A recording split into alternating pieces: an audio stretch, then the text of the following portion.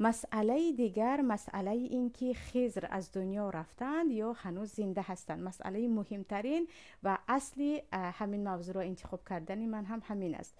عزیزان، ما در تاجیکستان بعضیا میگن من خضر را دیدم، از او طلب دعا کردم، او به من دعا داد.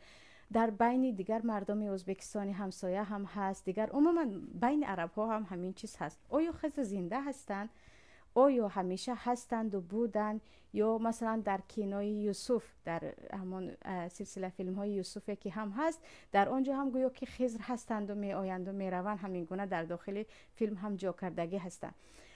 در نزد اهل سنت و جماعت، در نزد اکثریت علما، خضر در زمان موسی زندگی کردند و بعدا از دنیا رفتند و در بین مردم زنده نیستند، از دنیا رفتن. برای اینکه الله در سوره انبیا میگوید و ما جعلنا لبشر من قبلک الخلد، یعنی و ما جعلنا لبشر قبلک الخلد، من قبلک الخلد معنیش این است که ما به یگان نفر، به یگان انسان دائمی زیستن را نصیب نکردیم. یگان انسان، شأن انسانیت این است که او دائمی در دنیا زندگی کند تا روز قیامت.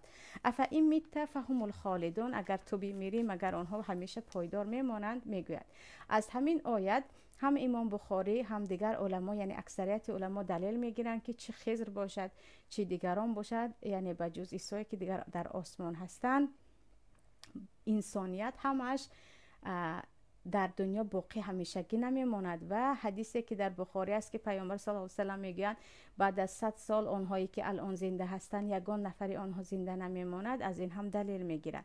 پس در نزد اکثریت علمای اهل سنت و جماعت حضرت خضر در زمانش زندگی کردند، اولیا بودند، حتی بعضیا میگن پیامبر بودند و انسانی عادی نبودند. بعضی علمهای غیبیات رو میدونستند که الله دربارش به ما خبر میدهد، ولیکن دیگر رفتند، از این دنیا رفتند.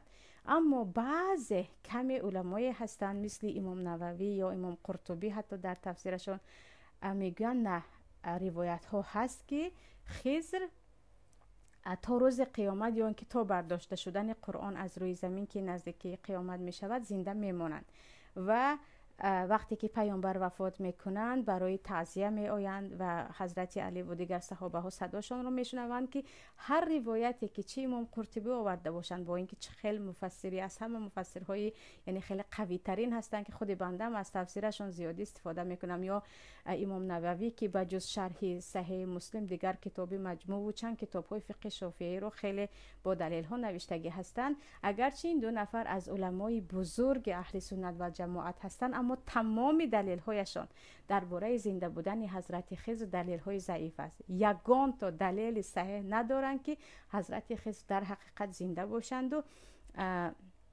صحابه یا عالم از علمای ربانی دیده باشد. یعنی دلیل این یک چند نفری که خضر را زنده میگویند کلا دلیل های ضعیف، حتی اکثریتش بافته هم می باشد.